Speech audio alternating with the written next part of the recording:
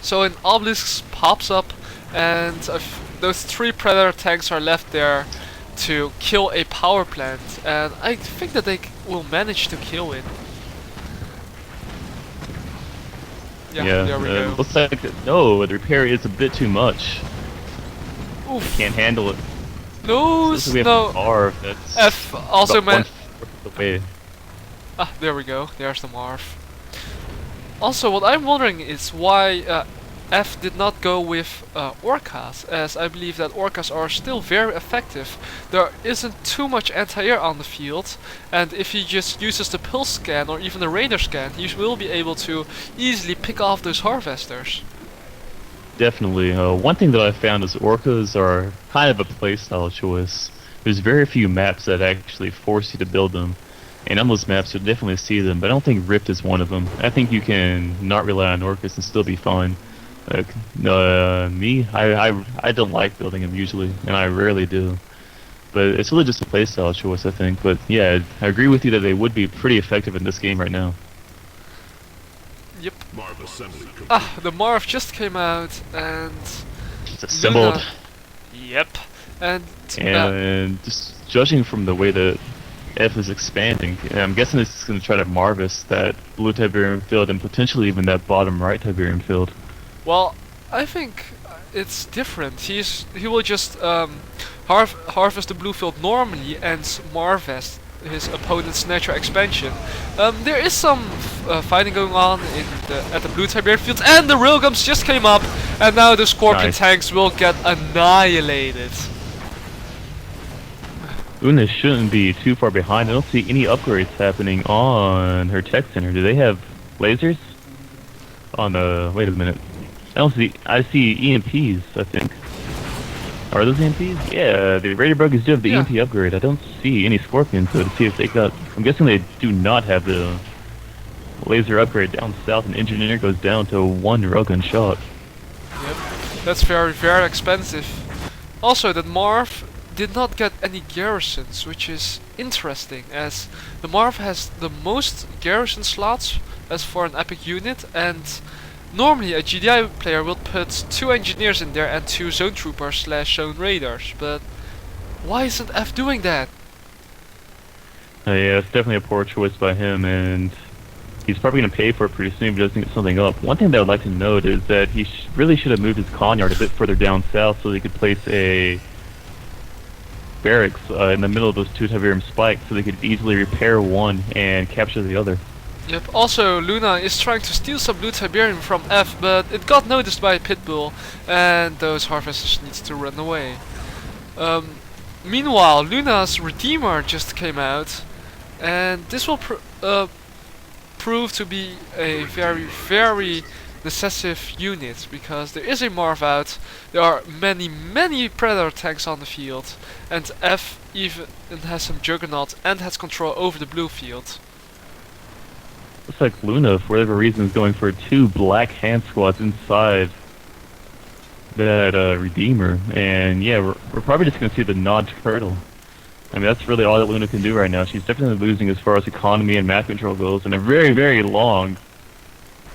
I forget the name of it. A Rage Gen goes off, and yeah, it was way too far out to even do anything. I think that was a bit of a panic by Luna.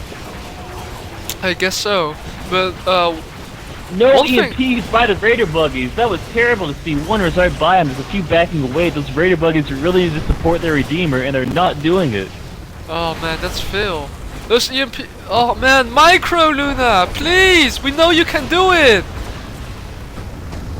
A shockwave artillery goes off, and it's barely misses. There goes the EMPs. And there aren't very many EMP buggies still alive. I think there's only 2 on the field, 1 on the field, and hopefully it gets that Marv relatively soon, but no, it does not. There's still 1 on the field, and it's doing nothing. It's running in, but it just got destroyed by those Predator tanks. A artillery from above is dropping into the Redeemer, and it's damaging it heavily. A obelisk pops up to try and help in defense, but... and there's the Juggernaut to give some support. Yep, but I think that this construction yard will fall. Oh yeah, definitely. and that Redeemer is not sitting pretty right now. I believe that's stealth. Yeah, it is Yes, stealth. it is stealth. And yeah, I mean, Luna just is paying for going middle. If you go middle, you have to you have to do very, very good, and you have to do some damage to your enemy's base, or you're gonna be screwed because you kind of cut yourself off from your natural expansion if you don't surveyor or something relatively early on. And that's definitely what we're seeing right now. Luna's cut off from the Tiberium that she desperately needs, and she's unable to harvest. Yep, meanwhile, F is harassing Luna's middle harvesters, and almost all of them went down. So Luna is in a pretty bad spot at this moment, and if F will micro his units good, then he should win this with no doubt. Yeah, I don't see the game swaying in Luna's favor anytime soon. I mean, the only thing that I could even possibly see is a few Spectres, like 1 or 2, and about 6 to 15 EMP buggies. That's the only way I could see something happening, but she just doesn't have the economy to do anything. She's completely cut off from all of her Tiberium. Yep.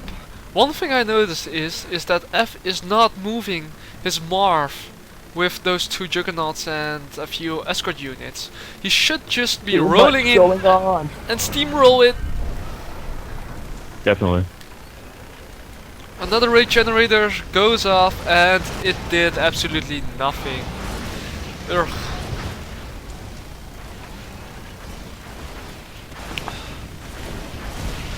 Oh well, I think that Luna has lost this game.